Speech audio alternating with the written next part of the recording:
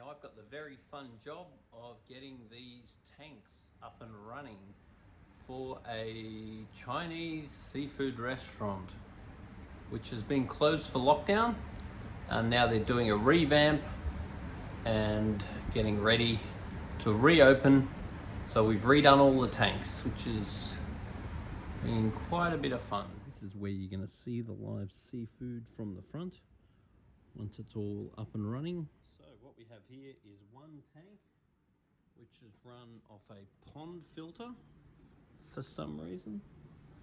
We've got two cold tanks which are run off a large sump filter, and then we have assumably a warm tank which will be run off this. Now I'm assuming that that one and that one is going to be salt water and that one is going to be fresh water, so we can have a range of different live seafood. The cold water tanks, you can see, are double glazed, otherwise it gets all condensation all over the glass and you can't really see what's going on. And that's why these ones here can be warm water and these ones here can be cold water.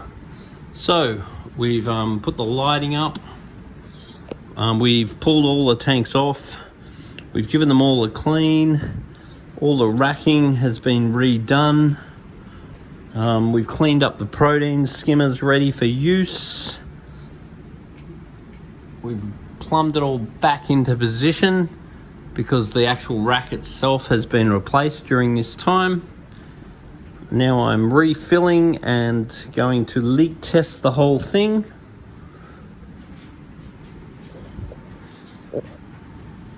And run it all fresh, and then get ready for an opening date in which we'll drain it, fill it up with salt, and get ready for live seafood.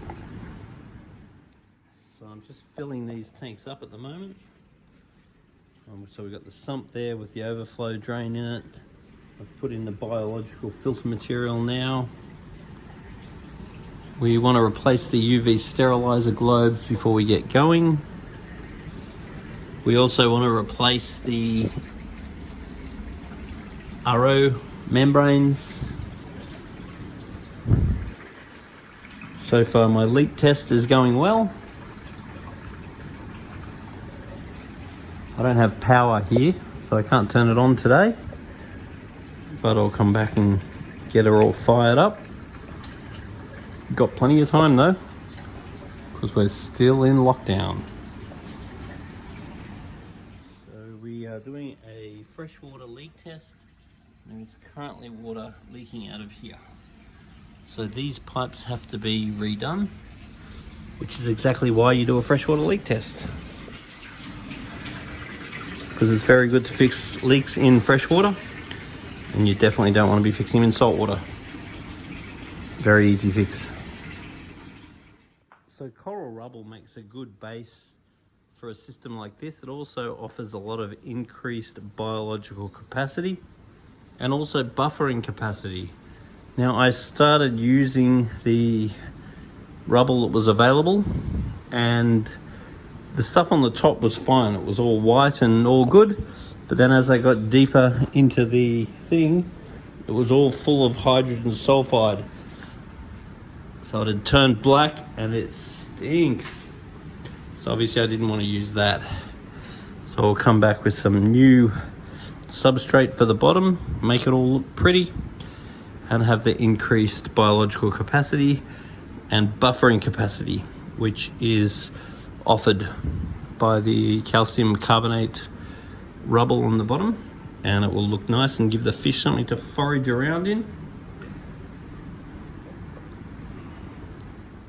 Now, where most people fail stocking live seafood systems is the restaurant opens and then bingo, they go and fill it up with live seafood.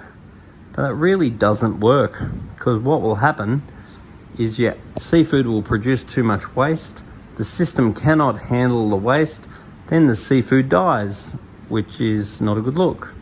So ideally, you want to add a very small amount of livestock, and then good bacteria will grow in the filter, particularly in good media such as marine pure your good bacteria will start to establish. Then next week you can order a little bit more livestock. Then the week after that, a little bit more livestock. And you want to be taking into consideration the pH, KH, ammonia, which is first degree fish waste, nitrite, which is when the ammonia breaks down by bacteria that grows in the filter.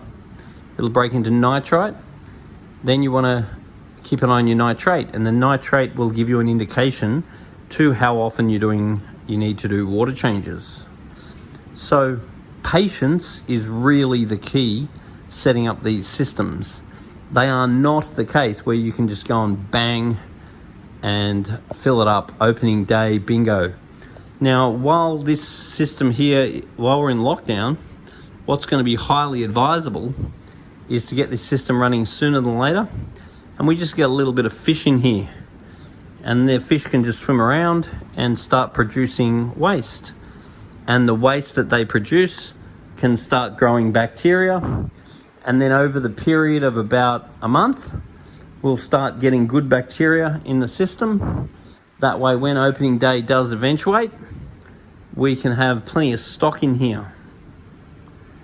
And weekly water tests are really, really important, because particularly when the system is new and the good bacteria is growing, there is a high likelihood that we're going to get waste in the water, waste in the form of ammonia and nitrite, which is going to be poisonous to the animals. So pre-thought is really the key, and patience is really the key as far as setting these systems up are concerned. And it's all about monitoring the systems. They are not the case where you can just set them up and forget about them. You need to set them up, keep an eye on your water tests, and then get a system in place. Now, over a period of time, once you get familiar running this system, you'll work out how many animals this system can handle. So the amount of biological media is going to be a big thing. The amount of oxygen is going to be a big thing. How often you're cleaning the protein skimmers, how much biomedia you've got, how often the filter socks or filter pads are getting cleaned. All of these things are going to make an impact on how many fish that you can have at any one time. So, setting up a little logbook is a very good idea. Doing weekly water tests, and then eventually you get in a swing of it. And then you'll know how often you need to do the water change. You'll know how many fish you can order at once. Because if you've got a system like this and you order too many fish at once, then once again, you're going to end up with ammonia and nitrite. Now, ammonia and nitrite can be detoxed using products like Prime, but a lot of these systems, they opt for water changes. So if you do test the water and find ammonia and nitrite in it, you definitely don't want to be feeding the fish. You want to be just doing large water changes, which is the preferential way to get rid of ammonia and nitrite. Make sure there's plenty of oxygen in the system, and make sure that you do not add new fish, because you want to make sure that you have no ammonia and nitrite in the system when you go to add new fish. That's a really important point. Otherwise, you'll keep ordering fish. The bacteria will never catch up. Because at the end of the day, what we're trying to do here is grow a certain amount of bacteria. And the bacteria that grows is what's responsible for breaking down the waste from the fish. If we do not have enough good bacteria in the system to break down the waste from the fish, then the fish are going to die. There's also UV sterilizers on this system, which the tubes are due to be replaced. You want to replace them yearly. Replace them yearly, and then what that's going to do is make sure that we don't get parasites in the system, because they're not much fun. So regular water checks, regular water changes, give the glass a bit of a clean, and don't order new fish unless our water tests out okay. And then we just got to be patient in reference to the volumes of fish we add. So this is something that we can always help you with here at Majestic Aquariums.